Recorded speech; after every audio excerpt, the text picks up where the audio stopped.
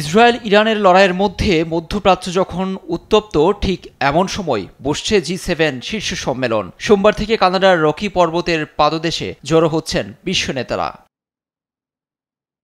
বাণিজ্য ইস্যুতে লড়াইয়ের মধ্যেই কানাডার আলবার্টা প্রদেশের বিমানবন্দরে মার্কিন প্রেসিডেন্ট ডোনাল্ড ট্রাম্পকে বহনকারী বিমানটি অবতরণ করে। কানাডীয় শীর্ষ কর্মকর্তাদের সঙ্গে ট্রাম্পকে অভ্যর্থনা জানান মার্কিন কর্মকর্তারাও। সম্মেলনে যোগ দেওয়ার আগে স্থানীয় সময় সোমবার সকালে 9টার দিকে একান্ত বৈঠকে বসছেন ট্রাম্প ও কানাডার প্রধানমন্ত্রী মার্ক কার্নি। সেখানে প্রাধান্য পাচ্ছে দুদেশের বাণিজ্য সংকট ও সম্পর্ক পুনরুদ্ধার।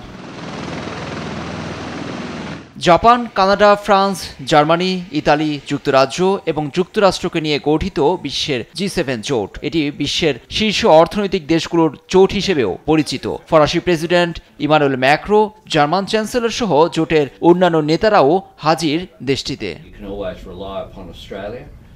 ধারণা করা হচ্ছে মধ্যপ্রাচ্য পরিস্থিতি নিয়ে আলোচনায় প্রাধান্য পাবে। ইসরায়েল ইরানে আগ্রাসন বন্ধ করতে ট্রাম্পকে বোঝানোর চেষ্টা করবেন জোট সদস্যরা। ইসরায়েলি হামলাকে অসহনীয় বলছেন জাপানি প্রধানমন্ত্রী শিগেরু ইশিবা। এবারের সম্মেলনে একে অন্যের উপর শুল্ক ও বাণিজ্য ইস্যু প্রাধান্য পাওয়ার কথা থাকলেও ইরান ইসরায়েল সংঘাতে তা চাপা পড়তে পারে। এদিকে সম্মেলনের বিরোধিতা করে আলবার্টার ক্যালগারিতে সিটি হলের বাইরে বিক্ষোভ করছেন শত শত মানুষ। ফিলিস্তিনি পন্থীদেরও দেখা যায় মিছিলে। লুৎফর কবির, নিউজ ডেস্ক, দেশ টিভি।